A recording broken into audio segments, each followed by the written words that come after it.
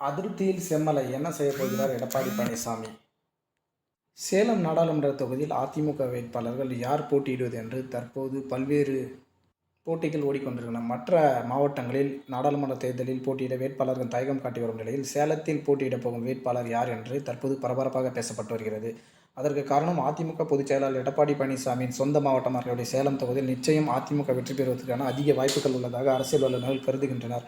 இதன் அடிப்படையில் 2 நபர்கள் அந்த ரேஸில் முன்னணியில் உள்ளனர். ஒருவர் சேலம் தொகுதியின் முன்னாள் சட்டமன்ற உறுப்பினராகவும் முன்னாள் அமைச்சராகவும் இருந்த செம்மலை அவர்களும், மற்றொரு போட்டியாளர் தற்போது எடப்பாடியின் வலதுகரமாகவும் எடப்பாடியின் அன்பு நண்பராக இருக்கக்கூடிய சேலம் இளங்கோவன் ஆகிய இருவருக்கும் கடுமையான போட்டிகள் சேலத்தில் யார் போட்டியிடுவது என்ற பல்வேறு முயற்சிகள் நடந்து வருகின்றன.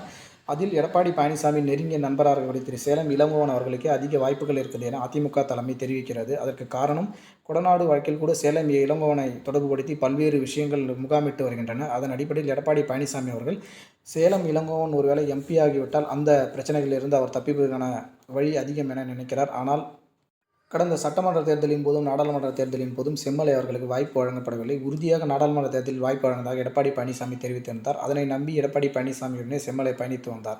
ஏற்கனவே அவர் ஓபிஎஸ் அணியில் இருந்தபோதே பல்வேறு விதமான வாய்ப்புகள் வழங்கப்பட்டது. ஆனால் அதெல்லாம் முடித்து எடப்பாடி பழனிசாமி தற்போது பயணித்து வருகிறார். தற்போது நாடாளுமன்ற தேர்தலில் அவருக்கு சீட்டில்லை என தெரிந்தால் அவர் மிக கலக்கமடைந்து போவார் என தெரிவிக்கப்படுகிறது.